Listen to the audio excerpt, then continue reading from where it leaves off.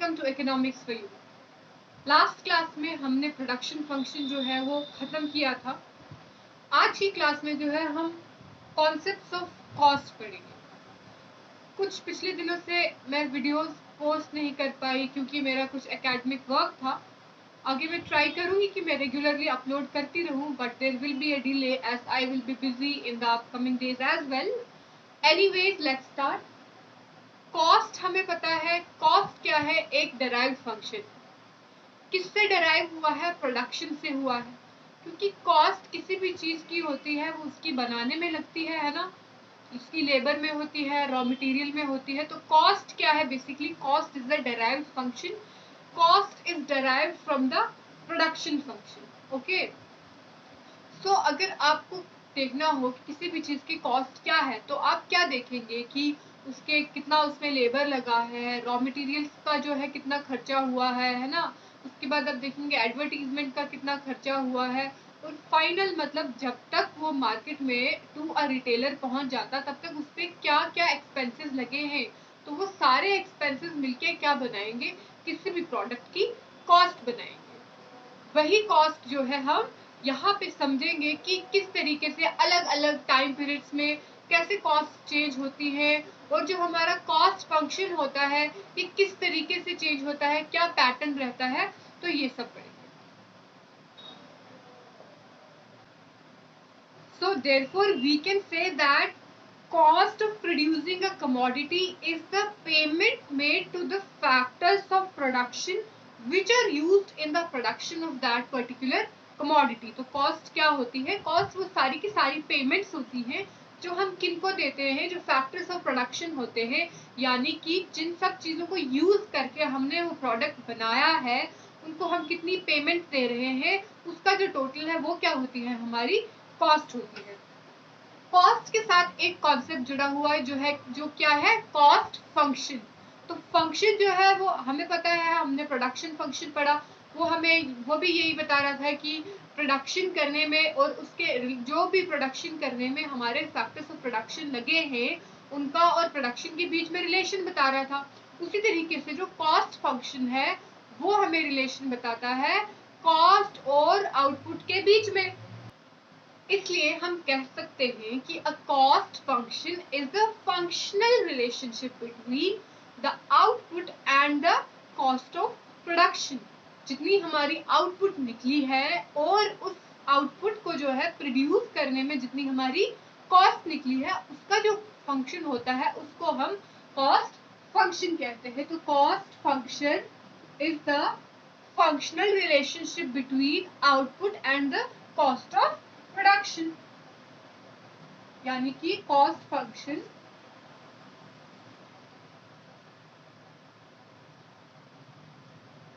therefore हम ये कह सकते हैं कि cost function is the functional relationship between the output and the cost of production। जो हमें आउटपुट मिली है उसका फंक्शन और उस आउटपुट को प्रोड्यूस करने में जो हमारी कॉस्ट जो है हमें पे करनी पड़ी है, जो उसकी कॉस्ट है उसका जो क्या है? एक फंक्शनल रिलेशनशिप होता है। देयरफॉर वी कैन से कि कॉस्ट फंक्शन जो है, cost function is the functional relationship between output. Output को हम रिप्रेजेंट करते हैं क्यों से? Between output and the cost of production. तो जो भी हमारी आउटपुट निकली है उस आउटपुट को प्रोड्यूस करने में कितनी कॉस्ट निकली है वो क्या है? हमारा कॉस्ट फंक्शन। अब जो कॉस्ट होती है अगर टाइम एनालिसिस में देखेंगे तो कॉस्ट शॉर्ट रन में भी हो सकती है और लॉन्ग रन में भी देखती है। हमें पता ही है कि शॉर्ट रन क्या होता है। शॉर्ट रन वो पीरियड होता है जिसमें कुछ फैक्टर्स जो है वो फिक्स्ड रहते हैं। वो इसलिए फिक्स्ड रहते हैं क्योंकि हम क्या है, टाइम कम है और वो कुछ बड़े बड़े फैक्टर्स हैं, तो हम इजीली क्या कर सकते हैं? उनको हम चेंज नहीं कर सकते हैं। They have to remain fixed. उसी तरीके से शॉर्ट रन कॉस्ट में भी क्या होगा कि कुछ कॉस्ट ऐसी होंगी जो फिक्स्ड रहेंगी जिनको हम चेंज नहीं कर सकते। Again in the long run सारी की सारी कॉस्ट जो होंगी आउटपुट को प्रोड्यूस करने की, सिंस सारे के सारे फैक्टर्स ऑफ प्रोडक्शन जो है वो वेरिएबल रहेंगी, तो हमारी कॉस्ट भी क्या रहेंगी? वेरिएबल रहेगी। ऑलराइट, तो अगर टाइम एलिमेंट में हम देखें तो हम कॉस्ट को दो पार्ट्स में डिवाइड कर सकते हैं, short run cost and long run cost. वहीं जो है हम जो हमारी कॉस्ट है इसको एक और बेसिस पे भी जो है डिफरेंशिएट कर सकते हैं, और ये आपके लिए समझना और इससे जो है प्रैक्टिस करना in the sense for answer writing as well आपके लिए इम्पोर्टेंट है, क्योंकि this is also one of the important question from the examination point of view. ठीक है, तो कॉस्ट जो है एक तो होती है एक्सप्लिसिट कॉस्ट,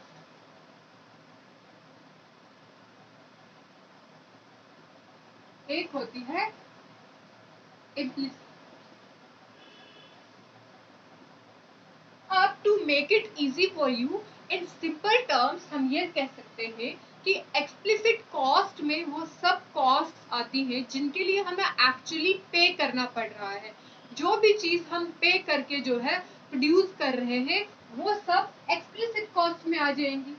अब आप ये सोच रहे होंगे कि हर चीज को तो हम पे ही करके खरीद सकते हैं, ऐसे तो नहीं होता, but there are some cost for which we do not pay. जैसे कि अगर आप खुद अपनी इंडस्ट्री में काम कर रहे हो, राइट, तो आप काम कर रहे हो लेकिन आप अपनी पेमेंट क्या उसकी कॉस्ट में इंक्लूड कर रहे हो?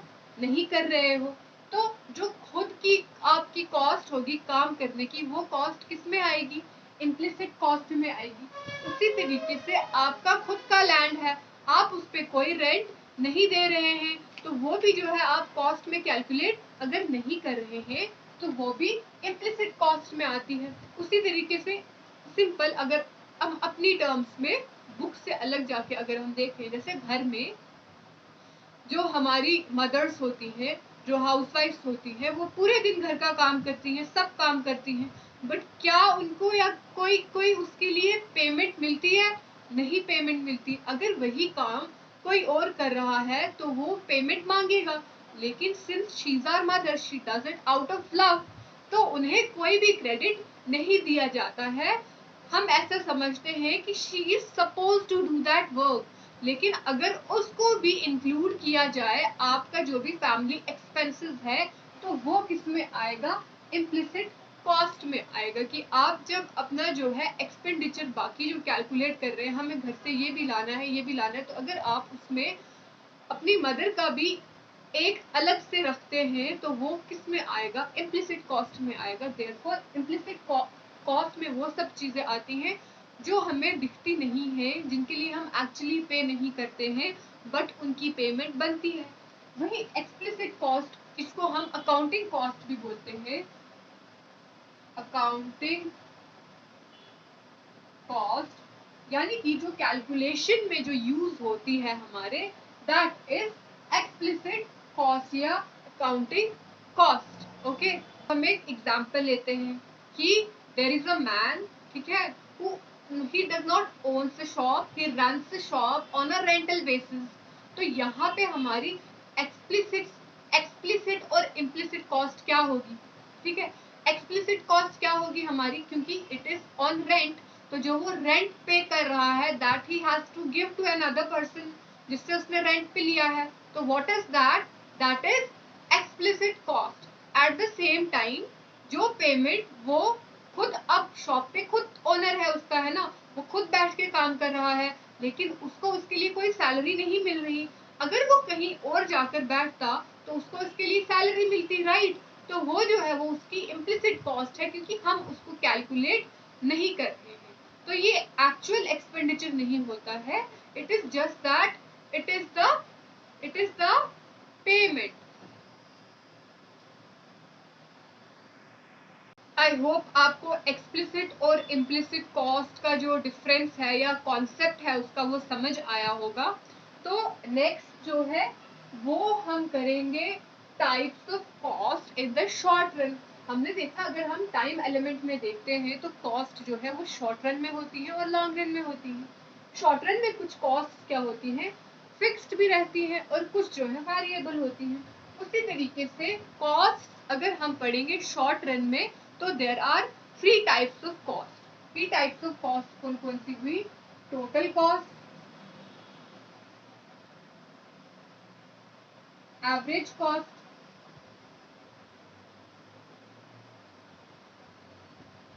और मार्जिनल कॉस्ट।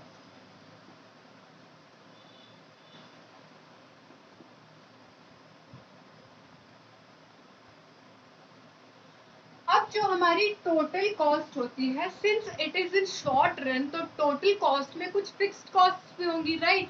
तो total cost TC is equal to total fixed cost plus total variable cost, है ना। तो टोटल कॉस्ट क्या हुई, जितनी सारी की सारी all the factor payments that we make to produce a commodity, ठीक है। सारी की सारी जो पेमेंट्स हम देते हैं टू प्रोड्यूस अ कमोडिटी, वो क्या होगी, हमारी टोटल कॉस्ट होगी। अब सिंस शॉर्ट रन में क्या होता है कि देयर आर फिक्स्ड कॉस्ट, तो जब हम शॉर्ट रन में टोटल कॉस्ट पढ़ेंगे तो total cost will be equal to total fixed cost plus total variable cost. अब जो हमारी टोटल फिक्स्ड कॉस्ट होती है, तो जाहिर सी बात है ये हमेशा क्या रहेगी, फिक्स रहेगी। अगर हम टोटल फिक्स्ड कॉस्ट का जो ग्राफ देखेंगे, वो हमेशा क्या रहेगा, it will be horizontal to the X axis. अगर ये हॉरिजॉन्टल है एक्स एक्सिस के, तो ये हमें क्या बताना चाह रहा है कि आप जितनी भी आउटपुट प्रोड्यूस करो, कम आउटपुट प्रोड्यूस करो या ज्यादा आउटपुट प्रोड्यूस करो, आपकी जो टोटल फिक्स्ड कॉस्ट है वो हमेशा क्या रहने वाली है, फिक्स्ड रहने वाली है, चेंज नहीं होने वाली है। आप 2 यूनिट्स आउटपुट प्रोड्यूस करो तो भी आपको से यहाँ पे 20 रख लेते हैं, ठीक है, तो ₹20 पे करना पड़ेगा। आप 4 करो तो भी 20 पे करना पड़ेगा, 6 करो, 8 करो, टोटल फिक्स्ड कॉस्ट जो है आपकी सेम रहेगी। तो टोटल फिक्स्ड कॉस्ट हमारी क्या होती है हमेशा, it is horizontal to the X axis, that is it will remain same and will not change with any change in the production और आउटपुट। आउटपुट कुछ भी चेंज हो जाए, टोटल फिक्स्ड कॉस्ट जो है वो हमारी सेम रहेगी। वही तो प्रॉब्लम हो गई थी जिसकी वजह से आई थिंक कि जो हमारा फिक्स्ड कॉस्ट का शेड्यूल था वो अच्छे से आपको दिखाई नहीं दिया होगा, इसलिए मैं फिक्स्ड कॉस्ट का जो शेड्यूल है वो यहाँ पे अगेन बना दे रही हूँ। तो हमने कहा था कि जो हमारी टोटल फिक्स्ड कॉस्ट होती है वो क्या रहती है, it is always horizontal to the X axis. वो क्या रिप्रेजेंट करती है कि आउटपुट जितनी भी चेंज हो, total fixed cost will remain the same. तो ये मैंने आपको बता दिया है, मैं फिगर एक बार फिर से बता दे रही हूँ जल्दी से। इट इज लाइक दिस, यहाँ पे आउटपुट मेजर होती है, यहाँ पे कॉस्ट मेजर होती है, this is y axis and this is x axis. All right, this is schedule for the total fixed cost. Fixed costs are the factor payments made to the fixed factors of production. तो जो fixed factors होते हैं हमारे, उनको जो हम cost जो है उन पे जो भी हमारा cost होती है वो क्या होती है, हमारी total fixed cost होती है। Now the second component of total cost, that is total variable cost. तो variable costs are the costs made to the variable factors of production by the firm, है ना। तो हमारी जो फर्म है वो वेरिएबल फैक्टर्स जो भी होंगे जो प्रोडक्शन में यूज हो रहे हैं, उनको जो भी पेमेंट होगी, payment made to the variable factors of production is called the total variable cost. तो टोटल वेरिएबल कॉस्ट का जो शेड्यूल है वो कुछ इस तरीके से होगा, स्टार्ट होगा ओरिजिन से, it will start from the origin. Origin से कोई भी चीज, अगर कोई भी कॉस्ट पर्टिकुलरली, क्योंकि हम यहाँ पे कॉस्ट की बात कर रहे हैं, कोई भी कॉस्ट अगर ओरिजिन से जो है वो स्टार्ट हो रही है, दैट मीन्स कि अगर आपकी आउटपुट 0 रहेगी तो आपकी क्या है, कॉस्ट भी 0 रहेगी।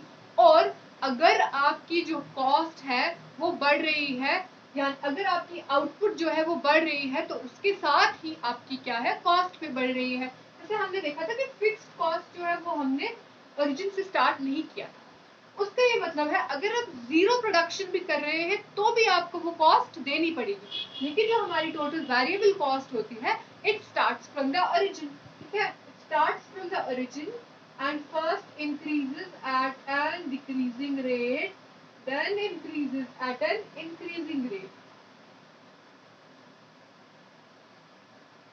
पहले ये क्या होता है, इंक्रीज होती है एट अ डिक्रीजिंग रेट, ठीक है, फिर ये इंक्रीज करने लगती है एट ए इंक्रीजिंग रेट, डिक्रीजिंग रेट में हमने लॉ ऑफ वेरिएबल प्रोपोर्शन में भी पढ़ा था। डिक्रीजिंग रेट में इसीलिए ये इंक्रीज होती है क्योंकि फर्स्ट स्टेज ऑफ प्रोडक्शन जो होता है वहां पे हमारी जो प्रोडक्शन होती है, जैसे जैसे हम more and more variable factor लगाते हैं तो प्रोडक्शन क्या करती है, काफी इंक्रीज करती है। इसलिए यहाँ पे कॉस्ट भी क्या लगेगी, कम लगेगी, है ना।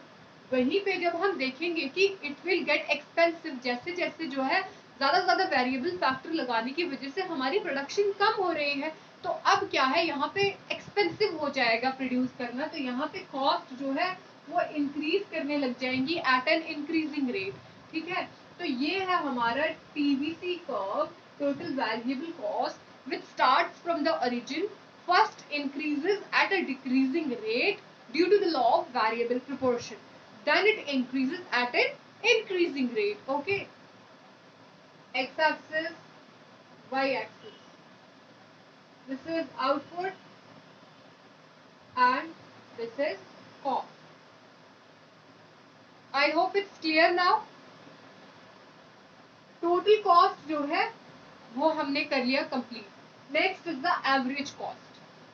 अब तक आपको समझ आ गया होगा कि एवरेज, हम अगर किसी भी चीज की अगर एवरेज कॉस्ट निकाल रहे हैं, एवरेज प्रोडक्ट निकाल रहे हैं, ठीक है, एवरेज यूटिलिटी अगर हम निकाल रहे हैं, ठीक है, like I am just saying, तो उसका क्या मतलब है, हम पर यूनिट के हिसाब से जो है देख रहे हैं। उसी तरीके से जब हम एवरेज कॉस्ट देखेंगे तो एवरेज कॉस्ट किस टर्म में होगा, एवरेज कॉस्ट जो है पर यूनिट ऑफ जो आउटपुट है उसके रिलेशन में हम देखेंगे कि एक यूनिट ऑफ आउटपुट को प्रोड्यूस करने में कितनी कॉस्ट लग रही है, तो वो क्या हो जाएगी, हमारी एवरेज कॉस्ट हो जाएगी।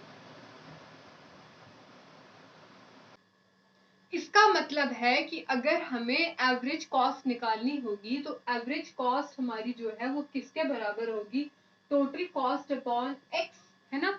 टोटल कॉस्ट अपॉन एक्स, जितनी भी आउटपुट है, तो जब हम हमारी टोटल कॉस्ट जो है इतनी सारी आउटपुट को प्रोड्यूस करने से जितनी भी जो है हमारी मिली है, हमें एक का निकालना होगा।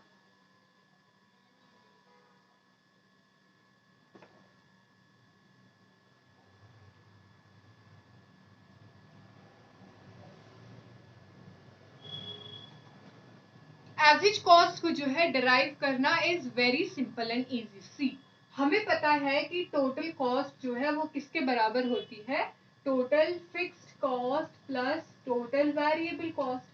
सिंस टोटल कॉस्ट हम जो हम एवरेज कॉस्ट निकालते हैं वो टोटल कॉस्ट से ही निकलेगी, राइट।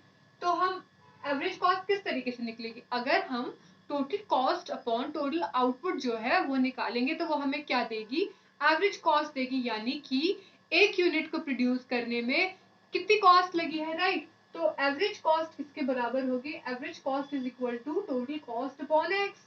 तो दैट इज, जब हम अगर हम इस साइड एक्स कर रहे हैं तो उसी तरीके से अगर एवरेज फिक्स्ड कॉस्ट हम निकालेंगे तो average fixed cost total fixed cost upon output निकलेगी। और अगर हम एवरेज वेरिएबल कॉस्ट निकाल रहे हैं तो एवरेज वेरिएबल कॉस्ट हमें किस तरीके से मिलेगी, total variable cost upon x, right. अगर total cost is equal to total fixed cost upon total variable cost है तो एवरेज कॉस्ट भी तो उसमें भी तो फिक्स्ड और वेरिएबल दोनों आएंगे, राइट। तो उस हिसाब से T F C upon x plus T V C upon x, तो ये हमें क्या देगा, T C upon x total cost upon x मिलेगा हमें, average cost is equal to average fixed cost plus average variable cost. तो ये है हमारा एवरेज कॉस्ट का जो है डिराइव किस तरीके से होती है, ये टोटल कॉस्ट से। अब हम एक एक करके देखते हैं, average fixed cost, average variable cost और एवरेज कॉस्ट जो है इनमें क्या डिफरेंस है, इनके जो है शेड्यूल्स किस तरीके से बनते हैं, इनको हम ग्राफिकली भी जो है देखते हैं। तो पहले मैं बता देती हूँ कि एवरेज कॉस्ट और एवरेज वेरिएबल कॉस्ट में एक डिफरेंस रहेगा। ये क्या डिफरेंस रहेगा, हमने देखा था कि टोटल वेरिएबल कॉस्ट जो है वो ओरिजिन से स्टार्ट होता है, राइट। तो उसी तरीके से हमारा जो एवरेज वेरिएबल कॉस्ट है वो भी ओरिजिन से शुरू होगा, लेकिन जो हमारा एवरेज कॉस्ट होगा वो ओरिजिन से नहीं शुरू होगा क्योंकि उसमें कुछ फिक्स्ड कॉस्ट है, that is even at the level of zero production there will be some average cost. ठीक है, तो सबसे पहले हम देखते हैं average fixed cost. Alright, average fixed cost जो हमारी होती है, it is the cost per unit paid to the fixed factors of production, है ना। तो एवरेज फिक्स्ड कॉस्ट का जो हम ग्राफ देखते हैं वो कुछ इस तरीके से होता है, and this is called rectangular hyperbola. I will come to it. Average fixed cost is always in the form of a rectangular hyperbola.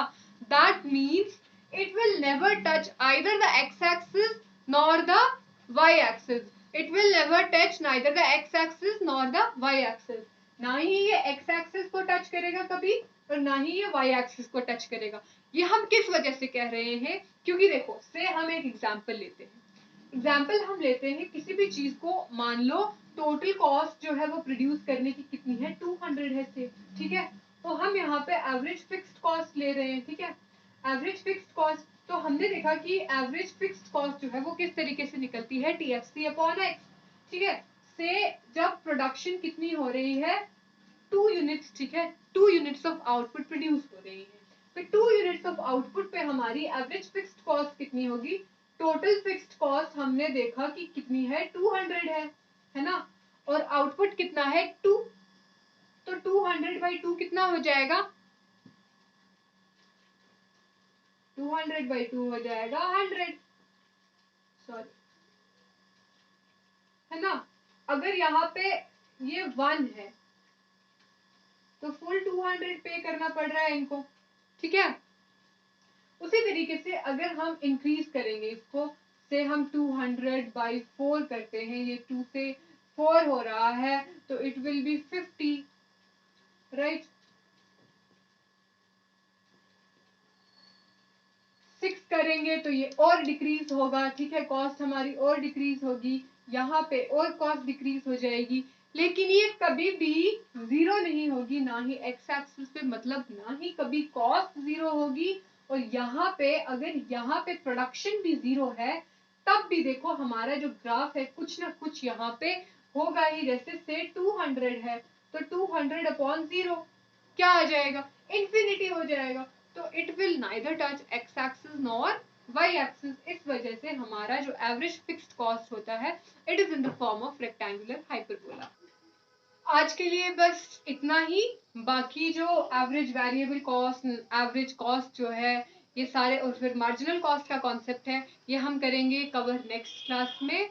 तो थैंक यू सो मच, मिलते हैं नेक्स्ट क्लास में।